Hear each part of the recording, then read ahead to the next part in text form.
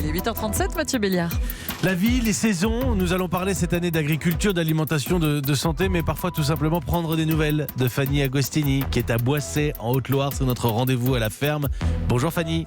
Bonjour Mathieu, alors je suis pas exactement chez moi ce matin parce que le réseau ne passe plus. Je suis chez le secrétaire de mairie Bernard qui m'accueille ce matin. Eh bien salut Bernard, on a gagné un nouvel auditeur avec vous. Fanny, c'est Bernard, le secrétaire de mairie de Boissey. Je le salue. Fanny, on va déjà parler, oui c'est parti, la saison des champignons, vous ne sortez plus sans votre panier. C'est ce que me disait ma maman quand j'étais petite, ne jamais sortir sans un panier dans la nature. Et depuis que je suis ici à Boissey, j'ai pris un rythme plus humain, au rythme des saisons. Et après cette chronique, je vais aller ramasser des bolets, des chanterelles, des coulmelles et des cèpes, parce que j'ai découvert récemment qu'on peut faire plus qu'une poêlée ou qu'une omelette avec des champignons. Devinez Mathieu, qu'est-ce qu'on peut faire d'autre ? D'abord, ne pas faire une poêlée ou une omelette, ce serait dommage. Ensuite, pour quoi faire d'autre ? J'ai pas beaucoup d'idées, non, je sais pas, vous. Ah, mais c'est très original. Vous les séchez, vous les conservez pour l'hiver. Non, mais quand il y aura plus de du cuir de champignons, rendez-vous compte.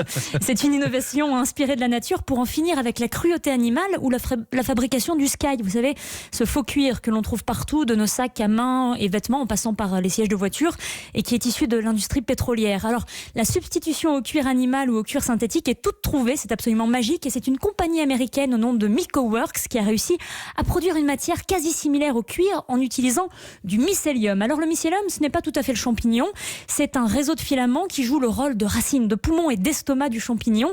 Et il est maintenant possible de transformer ce mycélium en matière flexible, durable, imperméable et résistante, tout comme le cuir traditionnel, sauf que là, aucun animal n'a souffert pour donner sa peau.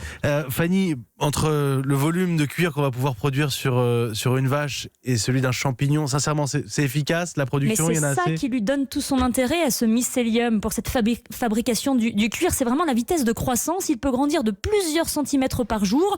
On peut produire la même quantité de cuir en 2 semaines avec du mycélium contre 3 ans avec une vache.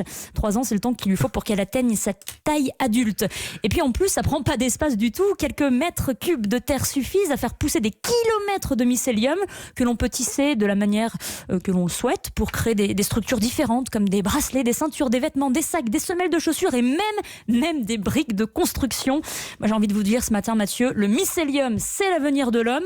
En tout cas, dans tous les cas, dans toutes les alternatives auxquelles il va nous falloir réfléchir, penser pour réussir cette transition écologique, les solutions, ça c'est sûr, se trouvent bien souvent dans la nature.